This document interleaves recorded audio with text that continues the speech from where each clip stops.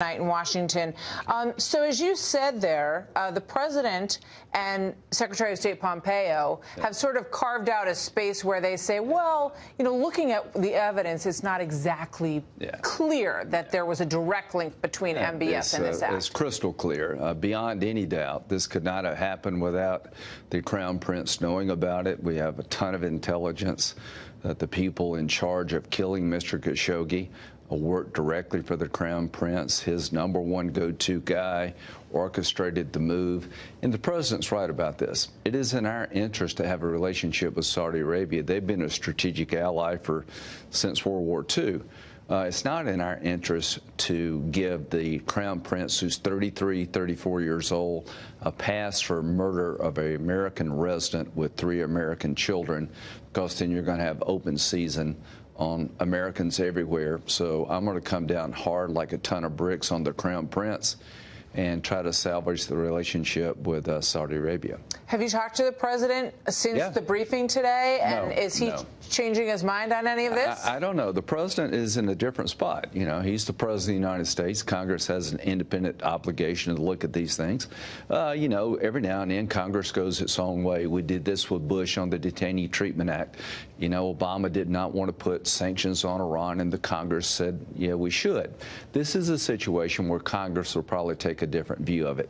We have to have the long view of things. Presidents come and go, and what I want to make sure of is if you're going to ally with the United States, if you're going to be our ally, you want to have access to our economy and buy our weapons, there's a certain price to be paid. You can't chop up a guy in a consulate, particularly who's an American resident, who's an opinion journalist for the Washington Post, and expect us to do nothing about it. So it's pretty simple for Saudi Arabia. If you want to keep this relationship, you've disrespected it. You need to repair it. The damage is being done by the Crown Prince, not by the United States. And if you want to fix it, you should do something about it. So you got a couple of issues here. You have the arms sales, which the president has been very transparent. This is the most important thing to him in this relationship. And then you've got what's going on in Yemen and our support of Saudi Arabia there. What can the Senate do to block the president on those two things? Well, #1, I'll take a backseat to no one when it comes to supporting Saudi Arabia in the past. I have stood up on the floor of the Senate time and time again advocating for the arms sales. Now I'm going to say we should suspend the arms sales until those responsible for Mr. Khashoggi's murder are held to account. This is a big change for me. Why? If we don't stop it now, it gets worse later. It's just not the killing of Mr. Khashoggi. The Crown Prince put an embargo on Qatar, an ally of the United States, where we had 14,000 troops and never told us about it. He put the Prime Minister of Lebanon under house arrest and got him to resign. He's put half his family in jail. He's been a wrecking ball when it comes to the Mideast in general. And I've had enough, and if we don't stop him now, it gets worse later. So I'm not going to support arms sales to somebody this unstable. What makes you believe he wouldn't take an American weapon system and give it to the Chinese? This guy's nuts. You know, everybody thought he was a reformer. I did too. He had a pretty good relationship with Jared Kushner. The president made his very first trip to Saudi Arabia. So why do you think you all, and you know, everybody knows that, you know, there's a lot of bad actors and bad actions in the world. I mean, you look at right after Tiananmen Square, Brent Scowcroft was, you know, cheersing champagne with the leadership in China. So we overlook a lot of bad stuff in the world because we need to sometimes. But why is this so different for you? That's so good. Okay, everybody in the world's watching, by the way. And when you sell weapons to somebody and when you let them have access to your economy and you treat them as a real ally, that's different than having a relationship with China, Iran, or Russia. They're not our allies. They're our foes. And sometimes you can only do so much. But when you get in America's orbit and when you want to associate yourself with America in a direct way, we can't ignore this because other people will see this as a green light to do that. What about other journalists? What about people saying, I don't like my government?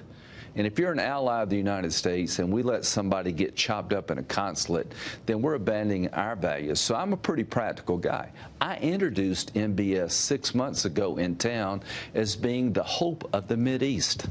Boy, was I wrong. So here's the way I feel about it. I was played. I was used. Did you tell the president that you think he's been played on this? Yes. Here's what I told. What does he say about that? Well, here's what I told the president. Name one president of the United States that's done more to reach out to Saudi Arabia.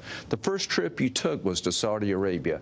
You have created a relationship that's special, and this is the way you get repaid? Clearly, they don't respect you. They don't respect us. They feel like they can do anything and get away with it. Now's the time to come down hard. Now's the time to be the leader of the world and not accept this as just the way things are. I'm going to cut them off. I've gone from being this guy's biggest champion to being his biggest nightmare. And I would advise the president that people are sizing you up. The Iranians are looking at you. The Russians are looking at you. And this guy has basically disrespected us, you, and the nation and all of our values. But you don't think that message is getting through? If you let him get away with it, if you let him get away with this, Mr. President, then you're sending a signal that you're just about transactions. You're not somebody special. And the President of the United States needs to be somebody special. Is there any indication that that this point that you're trying to make is getting through to the president in any way? I like the president. He's done a great job with ISIS. He stood up to Iran. I like the fact that he opened the door to Saudi Arabia so we'd have a bulwark against Iran. But what I would caution the president is that Obama was weak in the eyes of our friends and our enemies. And in the Mideast, if you give this guy a pass after he disrespected you, you'll look weak, and you don't want to look weak. Right now, you've got to be strong. Everybody's watching. So before you know it, we're going to be deep into 2020. Yes. And Joe Biden, the former vice president, was talking about how strongly positioned he believes he is for the next election. And here's what he had to say. I think I'm the most qualified person in the country to be president. The issues that we face as a country today are the issues that I've worked on my whole life.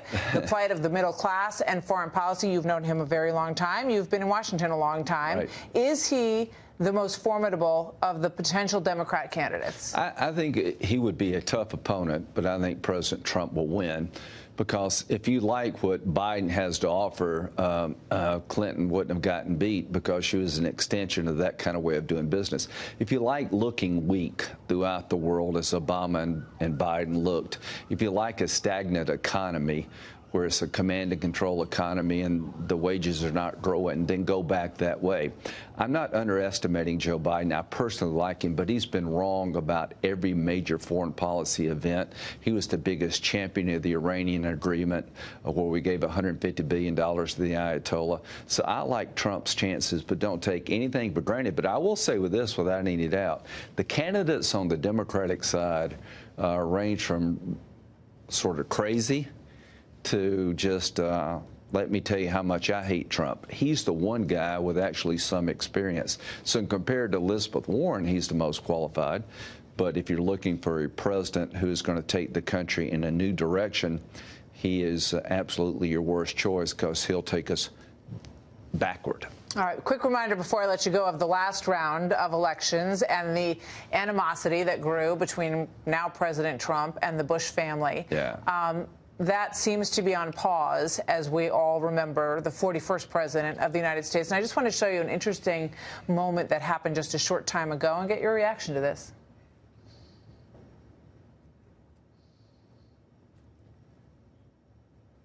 Handshakes all around, and but here's my reaction. A nice moment for these two couples. I love Laura and W. He's a good man. I've tried to help President Trump. I really like him. From my point of view, this is a touching moment. The Republican Party needs to come together, and Kavanaugh brought us together. Kavanaugh was a Bush guy picked by Trump to be on the Supreme Court, and they tried to destroy him. And I hope Republicans remember, they just don't hate Trump. They hate us all. They hate conservatism on the far left.